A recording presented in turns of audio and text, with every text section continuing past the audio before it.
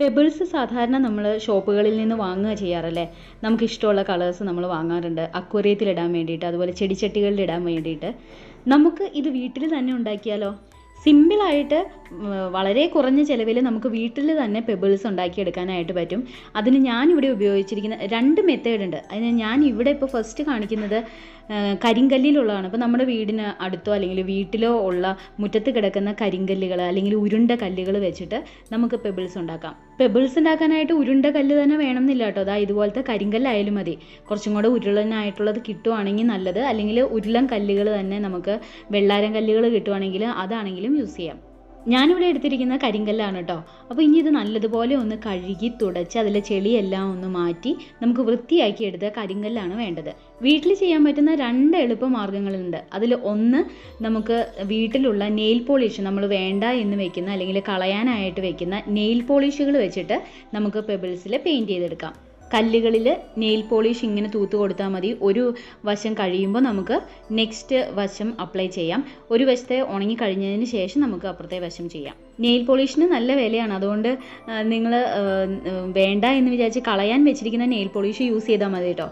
അല്ലെങ്കിൽ നമുക്ക് അടുത്ത മാർഗ്ഗത്തിലേക്ക് പോകാം.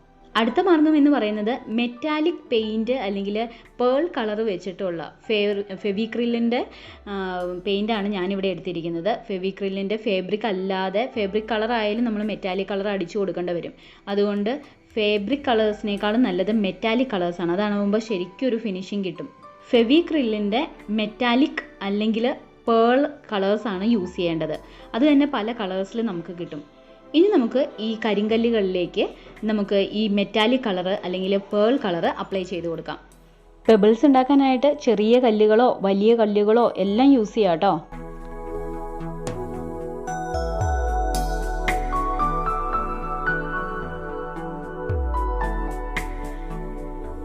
ബ്ലൂ കളറൊക്കെ മെറ്റാലിക് കളർ ചെയ്യുമ്പോൾ എന്ത് ഭംഗിയാണ് കാണാനെന്ന് നോക്കിയേ. ഇതുപോലെ തന്നെ വൈറ്റ് കളേഴ്സ്, ഗ്രീൻ കളറ്, അതുപോലെ റെഡ് കളറ്, യെല്ലോ, ഇതെല്ലാം നമുക്ക് ചെയ്തെടുക്കാം.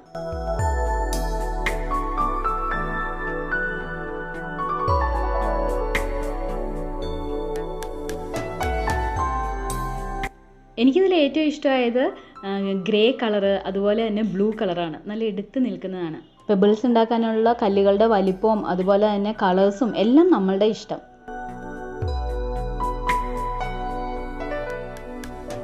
ഇനി ഇതുപോലെ പേൾ കളർ നിങ്ങൾക്ക് കുറേ ഇല്ല, 1 2 ഉള്ളെങ്കിലും നമുക്കൊരു ഐഡിയ ചെയ്യാം.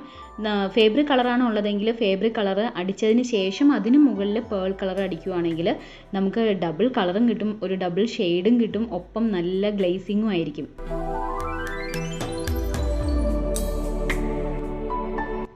പേൾ കളറിൻ്റെ അല്ലെങ്കിൽ മെറ്റാലിക് കളറിൻ്റെ ഒരു ഗുണം എന്താണെന്ന് വെച്ച് കഴിഞ്ഞാൽ അത് വെള്ളത്തിലിട്ടാലോ അല്ലെങ്കിൽ ചെടിച്ചട്ടിയിലിട്ടാലോ ഒന്നും പോകില്ല എന്നുള്ളതാണ്. അത് മാത്രമല്ല അതിന് നല്ല ഗ്ലേസിങ്ങും ഉണ്ട്, കാണാൻ നല്ല ഫിനിഷിംഗ് ആയിരിക്കും.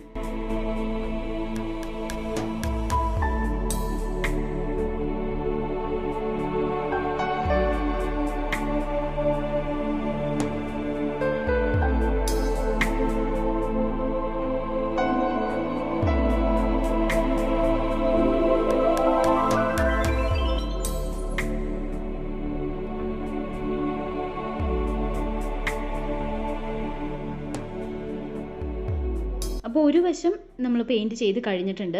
അത് ഉണങ്ങട്ടെ. ഉണങ്ങിയതിന് ശേഷം നമുക്ക് അതിൻ്റെ അപ്പുറത്തെ വശം കൂടെ പെയിൻറ്റ് ചെയ്തെടുക്കാം. നല്ലതുപോലെ ഉണങ്ങി കഴിഞ്ഞിട്ടുണ്ട്. ഇനി നമുക്ക് അപ്പുറത്തെ വശം കൂടെ പെയിൻറ്റ് ചെയ്തെടുക്കാം.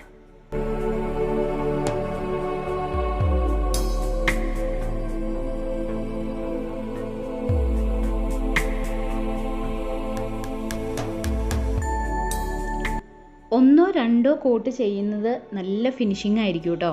അപ്പോൾ കുറച്ചും കൂടെ പെയിൻ്റൊക്കെ ഉണ്ടെങ്കിൽ 1 2 കോട്ടിങ് ചെയ്ത് കൊടുക്കാം.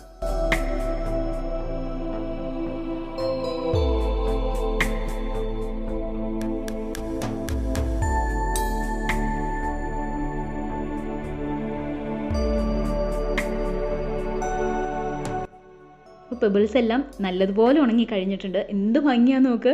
ഇത്തരം കളേഴ്സ് എന്തായാലും നമുക്ക് ഷോപ്പിൽ നിന്ന് വാങ്ങാൻ കിട്ടില്ല. ഇത് നമുക്ക് തന്നെ ഉണ്ടാക്കിയെടുക്കാം.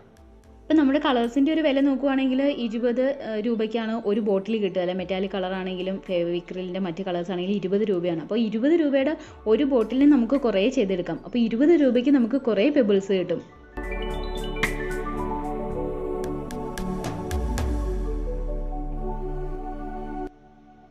ഈ പെബിൾസ് നമുക്ക് ചെടിച്ചട്ടിയിൽ ഇട്ട് നോക്കാം, അതിൻ്റെ ഭംഗി അറിയാലോ.